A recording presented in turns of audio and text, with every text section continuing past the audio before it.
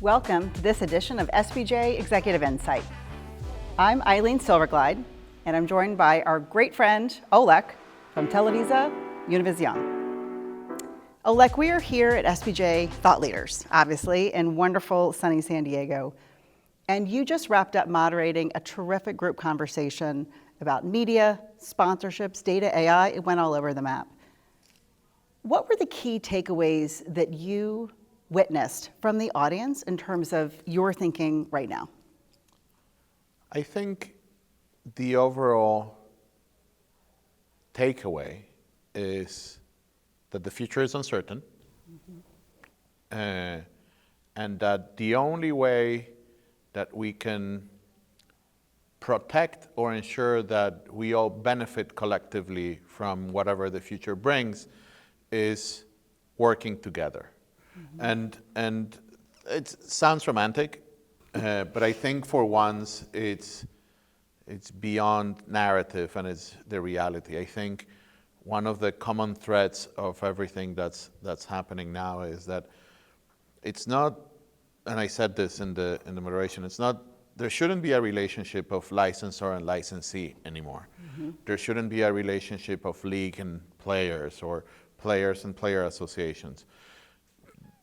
The world of at the end, this is a business, and the world of growing the pie, I think, of the business of sports, which includes media, teams, facilities, and ancillary businesses,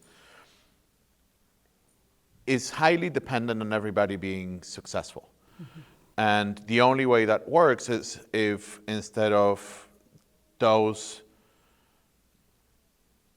dual relationships become partnerships, right? You need to partner together with your media company, together with your team, together with the players, in order to achieve this balance that where everybody wins something, and where the pie, the economic pie for the business grows. Otherwise, you have what is happening today, which is leagues on their own, just trying to maximize the value of their property, disregarding what other leagues are doing and just creating more inventory, whether it's sponsorship inventory or media inventory. Then you have the players that don't necessarily see themselves as tools, and they don't want to keep playing or playing more throughout the year.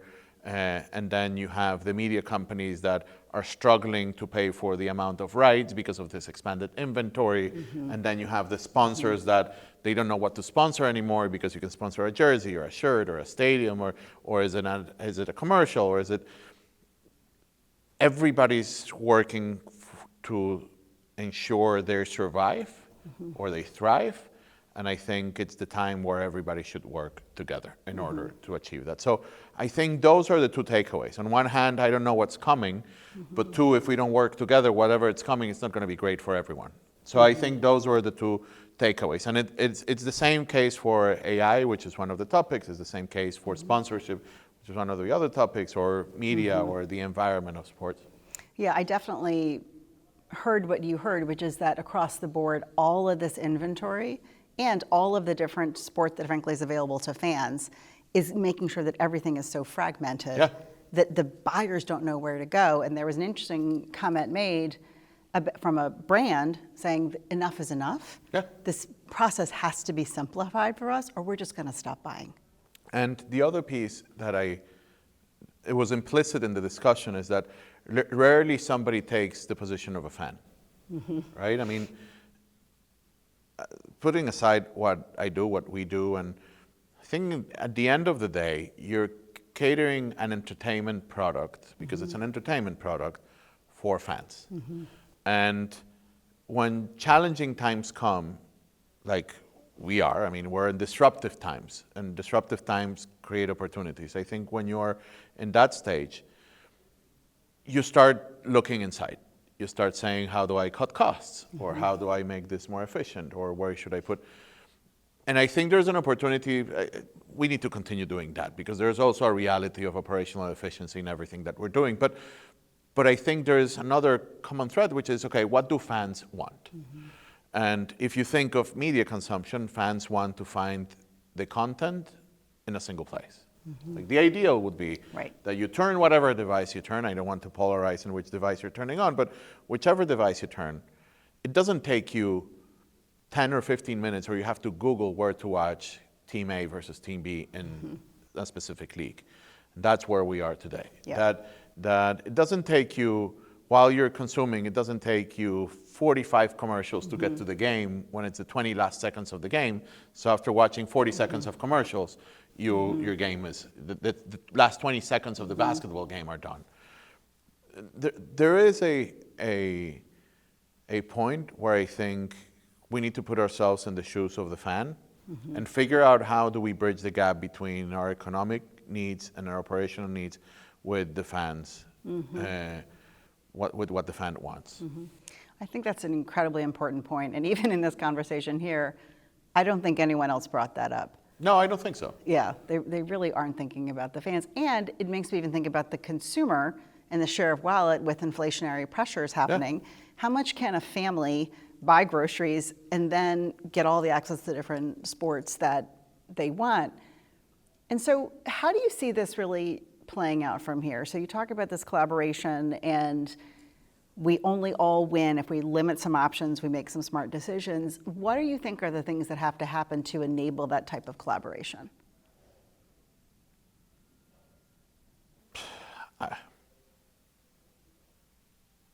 I think, so I'll go from the origination side all the way to the distribution side, because maybe that's the way I can think of it in a clearer way. I think on the league side, right, which is the first entity before, on the league side, there needs to be recognition of the value proposition of your product. Okay? I think that's the fundamental piece that should align everything else afterwards. Okay? Without naming leagues in specific, because I don't think it's league specific, a league needs to define what type of product do I have. Is it a mass product? Is it a niche product? Is it for families? Is it for kids? Is it for men? Is it for whatever it is, right? And then you need to, once you have that very clear, you need to align the rest of the ecosystem around it, right? And what does that mean? That means, well, your distribution platform should be aligned with whatever value proposition you have, right? If you're a massive product, you can't forego free-to-air television, regional sports networks, or free streaming, right? If you're a niche product, then maybe you go DTC with a very high price point, right? And then suddenly you start unlocking other things. Okay, so if you're DTC, you're not as dependent on sponsorships. So then you don't have to worry about that. If you're a mass product, you probably can't make your ends meet only with that distribution. So I need to bring partners. How do I bring partners in such a way that it's the league, the partners or the sponsors, and the networks? And you plan it that way. Because sponsors, and we heard it today, they're not willing to get eyeballs anymore. It's like, oh, I'll guarantee you 2 million people, and that's not anymore. They want, fine, I want the 2 million people, but I want access to player A after the game is done. And I want live highlights to be able to share with my telecommunications platform. And I want to have, so all these things need to be also decided with the distribution partner. So I think that's the way this gets built, because what's starting to happen is we have this disjointed reality where you have a league that wants to extract the most amount of money at the expense of whomever is consuming it. And I think I think it's a short-term play that's fine, but I think on the long term, I think it might not prove. And also, I want to be very clear. I mean, there's behemoths, the NBAs, the NFLs. I mean, those leagues for the most part can get away with many things that nobody else can get away, right? You can argue their value proposition is very clear, or it's unclear. It doesn't really matter because of the sheer power they have. Talking about the rest of the sports, if they want to survive, you need to be very clear as a league, as a team, of what is it that you want to do and what is it that you're willing to forego in order to build the things that really matter. If you're a team owner of a small team in a small league, what you want is to have 15, 10, 12, whatever 1,000 people in your stadiums week in and week out. That's the important thing. That's the core of your product, of that entertainment product. Distribution comes after, right? You need to take care of those people that come to your stadium, that take away 3 or 4 hours a day, that are willing to fork out X amount of dollars. Right. Because the family that goes to watch the MLS, it's a very different family that goes and watches American football, right? Going to watch American football, you're talking thousands of dollars for an outing for a big family. You're talking way less, I mean, a fraction of that for an MLS game, right? Those two groups are completely different. They consume media in a completely different way. Their sponsors are completely different. And one is not better than the other. It's just you need to be cognizant that the value proposition that you have needs to be different for each one of them. Yeah. And when you think to define your own value proposition, how do you do that? So I think it changes over time, right? I mean, I'll move back a little bit more than 10 years ago, and we launched, when we were at Univision, we launched the sports division and we launched the sports network. I think, and I'll give you a good case study. I think when we started, we said, we said we want to be the sports news for Hispanics, right?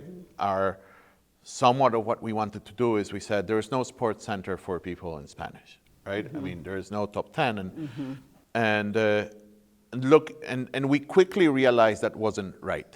We were never going to become the sports center for Hispanics, because if you wanted to know about the NFL, about the NBA, about the MLB, which were the crown jewels of sports in the US, you had a much better place to go and watch them. We couldn't afford ex-NFL players on our screens. We couldn't afford MLB analysts to come to our screen. So we quickly pivoted and we said, where can we define our value proposition in such a way that we truly can be leaders?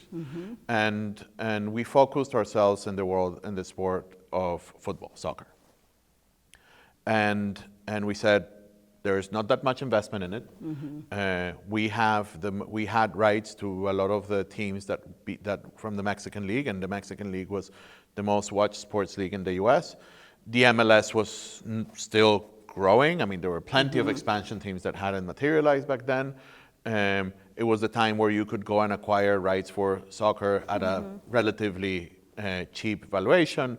So we said, that's who we become. For us, it was, I remember some of the first meetings in 2012, and it was when we ranked priority of content and in sports, for us it was soccer first, soccer second, soccer third, and we figure out what the rest is, and then maybe boxing, and that continued for a long while. And it was a very good way of thinking about it. That was the value proposition that we did, and it was playing Monday morning quarterback. We know it was very successful, right? We became like the network throughout the first 10 years. It was the fastest growing cable network in the US. In 2016, we became in July 2016 or June 2016, we became the #1 sports network in the country for 1 month, right? Beating ESPN, regardless of language. And I think that was the point where we realized it was a validation of the value proposition that we had. Spanish language network had beat every single other English language network, sports network for that month. It was Copa America month, it was 2016, there was another sports being played. The moment NFL kicks in, we go back to number 3 or number 4. But it was a point where we said we did it, right? I mean, we command more than 50% of the consumption of soccer in the country and television. So we really did it. And I think 4 years ago or 3 years ago, we realized we have been very successful, but a little bit leaning too much into that value proposition. And we kind of reset it. We said, okay, it's becoming very expensive to be the home of soccer, right? It's becoming, because then you have to have everything, and whereas we could purchase rights for less than $1 million 10 years ago, now it's multiples of that. So, and we couldn't afford it, so we said, okay, let's make sure that we cater the best soccer, the most watched soccer, which is the Mexican League, and we do that. We put it on the highest distribution platform, and we put the best games on free-to-air television. And then we create a streaming platform that can cater for the European soccer fan and other leagues that we can't have. And and we leaned on that. I mean, today we have a streaming platform called VIX, where it's the home of European soccer. I mean, we have European club competitions with the Champions League, Europa League, and Conference League. We have European competitions of national teams with the Euros, with the national qualifiers, with the Euro qualifiers, with the European friendlies, and all that in a single platform. So, because we put ourselves on the other side of the equation, and we said, if I'm a fan, like, we're not the only ones that have these content. In the US, rights get split in Spanish and language, but if you're a fan of this content, there's only one place where you can watch everything, and that was VIX. And we did the same for television. In cable and in TV, we said we need to own the weekends and the big tournaments, and that's what we did. We invested in Copa America, and we've invested in Gold Cup, and we invested in these year-long properties like the Mexican League to be able to do that. And 3 years down the road, if that becomes too expensive or we become way richer, then probably our value proposition will change. I don't think it's a thing that is static. I think it's a snapshot at a snapshot in time. The moment in time, you have to have that value proposition, but doesn't mean that it won't change through the time, through the years. Great. Well, I think we are just about out of time. Wonderful conversation. Again, thank you for terrific moderation. I loved hearing your thoughts and where we're going to go. Hopefully your crystal ball will come to pass. Hopefully. And everyone will come together for the benefit of the industry. But really appreciate your time, and thank you Thank you so everyone much. for watching this Executive Insight.